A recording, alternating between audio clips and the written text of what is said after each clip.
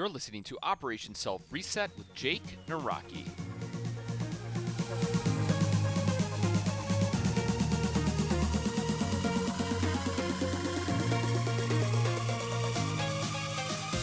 What is going on, you freaking awesome people? Welcome back to Operation Self Reset. My name is Jake Naraki, coming to you live from Milwaukee, Wisconsin, where each and every week we dive into a different topic in the world of personal development. Today is actually not about you or your mindset or your personal beliefs and your journey.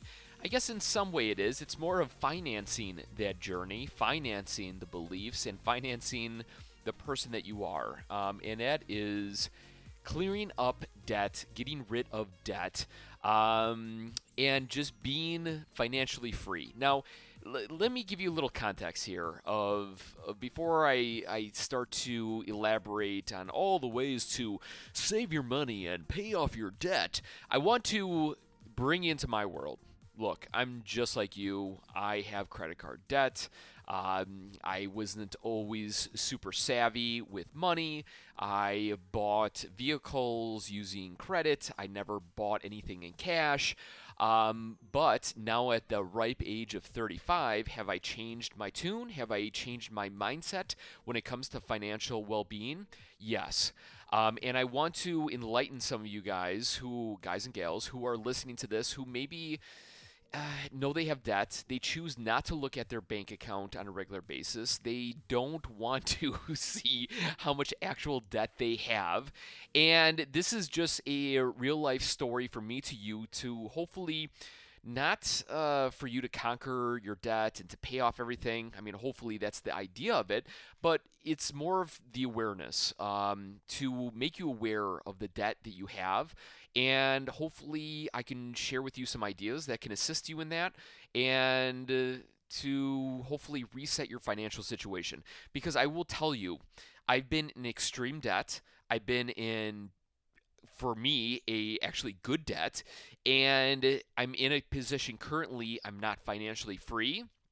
But for the first time, I can honestly say I know what money is coming in and I know what money is going out on a regular basis. And it is giving me the freedom of not having a massive amount of credit card debt that I have to pay off month after month after month. Now, once again, am I a guru with financial well-being? No. Do I peak and fall with financial, well-being and ideas? Of course. I want to share with you ideas that I've learned over the course of the last year, and I want to tell you my story a little bit to hopefully help you in your journey. So, when I got started with, I guess I should really rewind the clock here with money here. My father is a big believer that it takes money to make money. My father is an individual who owns a lot of real estate properties. When you want to grow your real estate empire, the only way to do that is to leverage what you have and to utilize banks with their money to allow you to gain other buildings. And it's kind of a snowball effect, right? You buy one building, you clean it up, you make it look presentable, you get renters in there, you take that information and this new kind of updated look that you threw some paint on it, you trim the bushes, you made it look presentable. You go to the bank and say, "Hey, you know that building that I bought for 100,000? Well, now it's worth 110,000." So then the bank goes, "Cool, we'll give you $10,000 as a line of credit. Then you can go out and buy another building and blah blah blah." Obviously, these figures are very low. These figures are not real, but you can understand the concept of it. Now, again, this was back in the late 70s, early 80s of when my dad was getting started, and so that was kind of the way to do it, and it worked for him. Now, fast forward to myself, the same adage, the same ideas my father implemented in me. He said, there's good debt, there's bad debt, and just be smart with money. He never really walked me through the proper ways of handling my money. At the age of 18, I got a full-time job with great benefits. I was on my way, and honestly, when I got those first couple of checks, I would deposit them in my bank, and within a couple of days, it felt like somebody robbed me because I was pulling out money. I had no idea what I was spending my money on. I was withdrawing too much. It was just a hot mess. And over the course of years, there were times that I really dug myself pretty deep with debt, and then I tried to do a really good job of being very aware of where my debt was, how to pay it off, and little by little, I paid it off and I got better. But then, I got married and I needed a house and a car, and then she needed education, and then we're paying off her debt, and it's one of those things that's really hard to catch up on, and I say this because I've been in your shoes, and if you're listening to this and you have debt, there are ways to get out of it.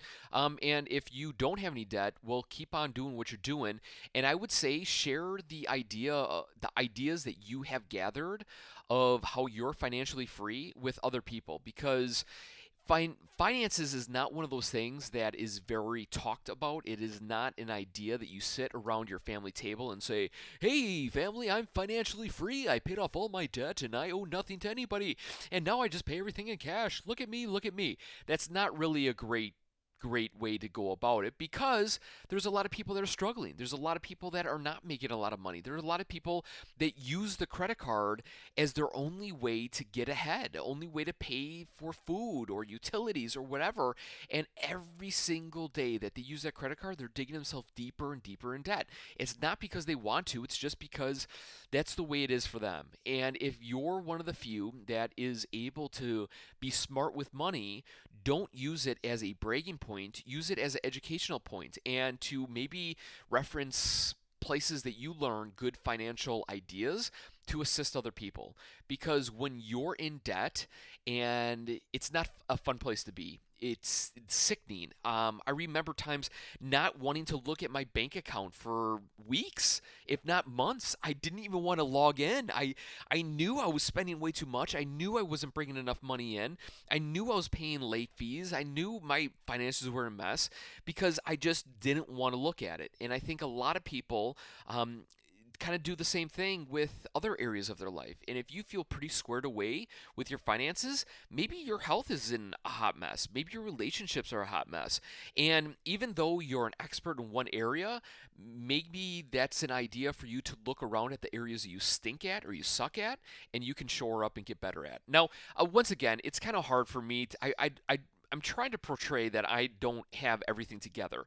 And what I'm getting to here is over the last, I would say, year, 6 months, I've been really diving into a guy by the name of Dave Ramsey.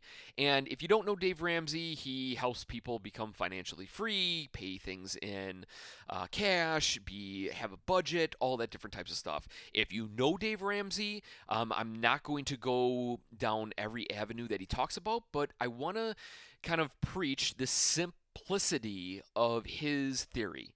It's basically understand and grasp where you are, where you want to go. Look at your bank accounts, understand where the debt is piled, either in student loans, credit card bills, medical bills, auto loans, maybe personal loans from friends or family or whatever. Write that down on a sheet of paper. Write all the interest rates that you are paying on those loans, and to basically, it's called the debt snowball, to basically take the lowest amount, and I'm probably butchering this, or I'm not saying it correctly, but regardless, taking one debt at a time and throwing all your money at maybe your student loans or all your money at your car loan, paying that off, and then using all that money to pay off your credit card bill and then your student loans and whatnot. And so it's basically this idea, instead of spreading out, paying off all of your debt at one time, focus on knocking out that one debt and relentlessly focusing in on that debt to pay it off until you can move on to the next one. Now, again, it's easier said than done, right? Because you still have bills to pay, you still have food, you still have entertainment, all that stuff. And he goes into a whole slew of, pulling back on entertainment, be willing to drive a junker car for extra year or 2 years to take care of debt, be willing to not buy the 60-inch TV or not buy the $500,000 house and whatnot. It's basically being very financially clear. And so, what I'm getting to, and as you can tell, I'm kind of being very lighthearted in the idea. If you want more information, just type into YouTube or the Google machine, Dave Ramsey, how to become financially free, and there's billions of videos, short clip videos on how to help people like you and I become better with our finances. Now, this show is about Operation Self Reset. It's about helping you become a better person, and in that whole kind of aura and that whole belief system, finances is one of the biggest obstacles. Anything that you want to do in your own personal life, some way, somehow incorporates money. This project that I'm doing, Operation Self Reset, takes money. It takes money to do this. It takes money to propel your goals, your dreams, your ambitions. And if you have ever embarked on wanting to maybe change careers or get a different degree or travel or to do your passion, your life's work, it takes money.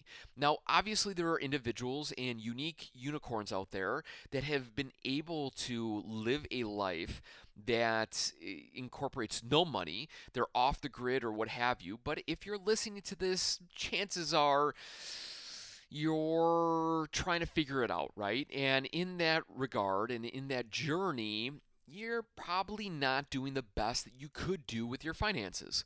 And this is just a wake up call because it's easy for me to sit here and go, believe in yourself and, think positive and go out there and surround yourself with successful people to become your best. And that's my old 1980s personal development tape seminar voice. But it's it's good, right? I mean, that's good information, right? Think positive, believe in yourself. Yeah, it's good, but it's really hard to think positive and believe in yourself when your finances are in a mess, when you have a negative balance, even though you just got paid yesterday. It's really hard to believe in yourself when you know you need to be investing $500 into paying off your credit card bill, but yet your car just broke down or your child needs some money to fund for a trip or an outing or something like that. It's hard, right? It's not easy. And so in my kind of reflection here in my process of being organized with my finances and getting my wife on board with our finances is that it took time, right? It took time for me to be educated. It took time for me to believe the system. It took time for me to understand it. It took time for me then to portray it to my wife.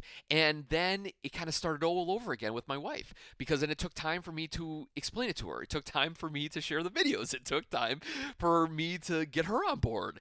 And now we're finally at a point where we're both understanding and we're both kind of have a goal.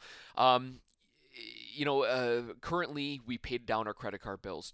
We still have our houses, our mortgage and some rental income mortgages and stuff. But our credit card is within handle here.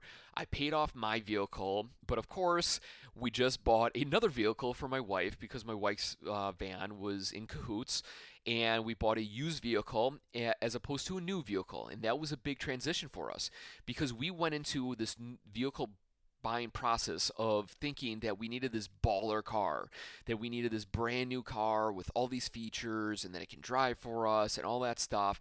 And we started our vision at like the $60,000 vehicle. We needed this big Ford Expedition, right? We needed it decked out. Well, I want this feature.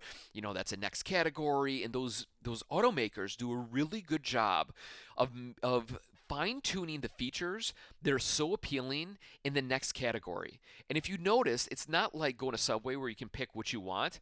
You kind of clump it together. And of course, the cool features are in that next level up, that $7,000 or $8,000 tier.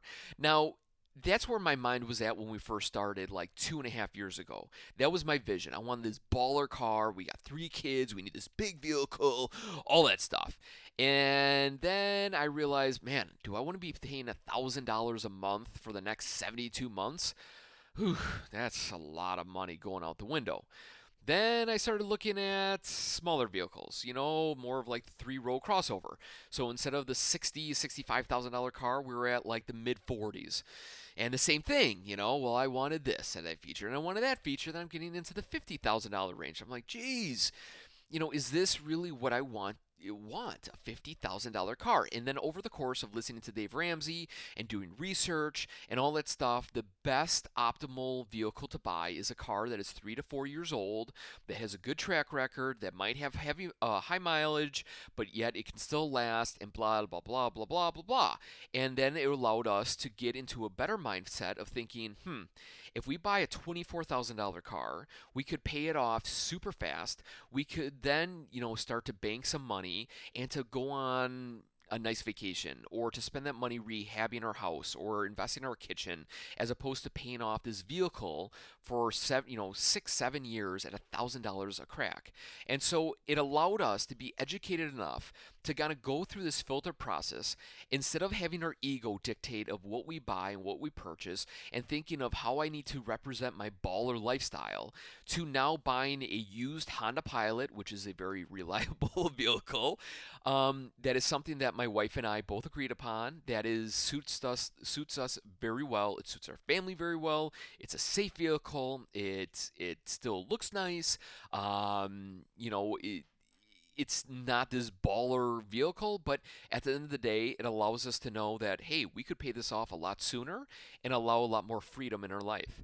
And I think it's one of those things that if you get educated enough and you start to believe in the process, believe in the system, you start to change your ways. It's like going to the gym for the first time. At first, it's hard, it's difficult. It's like building a new habit, a new routine. It takes time. On average, it's anywhere from 15 to 35 days to start a new habit or routine, and the same goes with your financial independence, your financial freedom.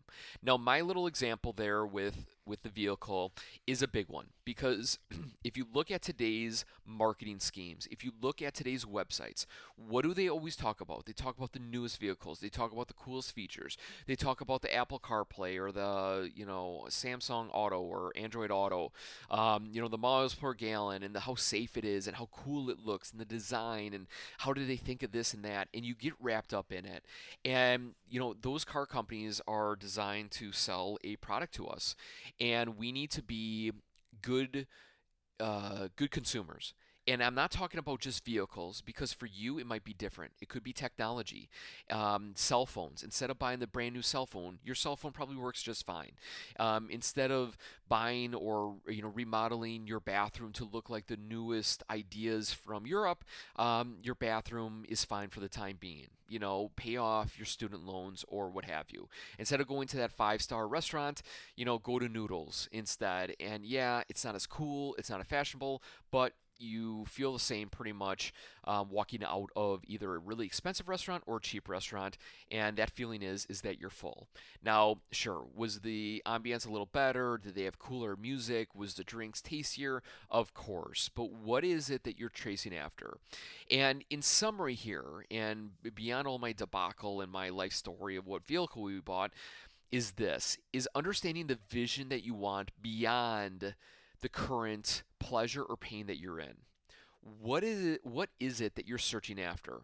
For me, after learning the independence, and paying things in cash and paying down debt and buying a more reasonable vehicle, it allowed me to have this vision of going, holy geez, if I pay off this cheap vehicle, this could allow us to bankroll and stash away cash for a rainy day, or stash away or to pay for a really nice vacation in cash, and not to come home from that vacation and go, oh my gosh, now I need to pay off five, seven, $10,000 or what have you. And it's just that's my goal, right? Is to feel comfortable and to buy things and not worry, man, am I going to be able to pay off my credit card bill this month? And for me, that's my vision currently. Do visions change? Of course. Is there an opportunity? Could there be an opportunity for an investment where I need to spend $100,000 to jump on this opportunity that's the golden goose, that could really help my family in the future? Of course. And my whole financial independence could go out the window, right? And so it's one of those things that You need to have a goal. You need to have something you're working towards. You need to have a partner that's on board. If you're married, then obviously it's your wife or your husband. If not, it's just you, making sure that you're in alignment of where you want to go. And I think that's the biggest thing. If you do have a supporting cast, it makes it somewhat easier. But if you don't, it can absolutely make it a disaster. And speaking of Dave Ramsey, there are a lot of questions where people kind of call in and they say, "Hey, I'm on board with your program. I'm on board with paying off my debt, but my wife or my husband is not. They don't want to do it. They think it's foolish. They think it's silly. What do you suggest?" And it's a real problem out there. And it doesn't have to relate just to financial freedom. It could relate to, wanting to eat healthier. It could be wanting to invest in your relationship of going to counseling. It could be, taking time and investing in your personal development of reading good, wholesome books or going to seminars, hanging around a different group of people, investing in whatever to enhance your lifestyle. And unfortunately, when you do propose and you do get married, there are consequences of having that partner along with you for richer or poorer, for sickness and in health. And so it's a tough one. I don't have an answer for you. All I can say is educate your partner, let them see your passion, let them see how you want to be, show them your vision for the future, show them what it could be, and have them on board. Once again, it's easier said than done, but this podcast was not designed as a very hard outcome for you. It's more of a wake up call for you to understand that there are ways to take care of your finances. There are ways to become healthier. There are ways to be better at relationships. There are ways to become a better social friend. There are ways to believe in yourself more, and hopefully out of this idea of financial independence can potentially affect you in your outcome, in your goals, in your ambitions. And the last thing I want to say is, how awesome would it be? This is my vision to you. How awesome would it be to look at your bank account and all your credit cards are paid, all your student loans are taken care of, you have no car payments, and all you see is a plethora of money that now you're putting into different accounts for retirement, for a fun account, for a travel account, for a personal project account, what have you, and you know that you're in control, as opposed to having these daunting bills that are just staring at you month after month after month. That's my vision currently. Will it change? Of course. I'm not married to any idea, but I like ideas that propel me forward, and I feel it's up to you to investigate it. It's up to you to be willing to take care of it.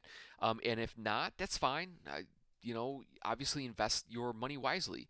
Take care of yourself physically and mentally and emotionally, and support the journey that you're in. And if you have a plan, if you have a game plan, then kudos to you. Go after it. Keep on working towards it.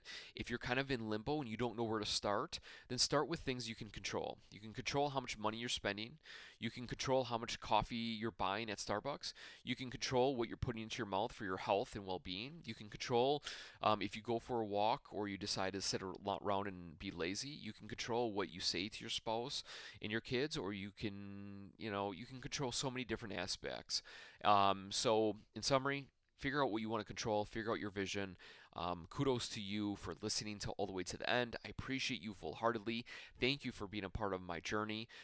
This was a podcast that I felt that I needed to say. It wasn't as organized as it could have been, but hopefully you understand where I'm coming from. And I want you to understand too that I've been in debt, up to $30,000 in credit card bills, with a $26,000 car loan, with my wife's student bills and loans. By no means am I the guru. By no means am I awesome in that regards of financial independence. It took me to age 35 to start to figure it out. Hopefully for you it's a little sooner, and if you're a little older, then this is your wake-up call, and I wish you nothing but the best. Go out there. The resource that I have for you is Dave Ramsey. Type his name. I guarantee you will go down this rabbit hole of other videos and people that can assist you in your financial independence. So with that being said, I appreciate you guys. Go out there and be freaking awesome and share a little bit of freaking awesomeness with somebody that could personally use it. So with that, Thank you from the bottom of my heart. Truly appreciate you guys. And until next time, we will talk to you next week, Wednesday, for another great episode of Operation Self Reset. We'll see ya.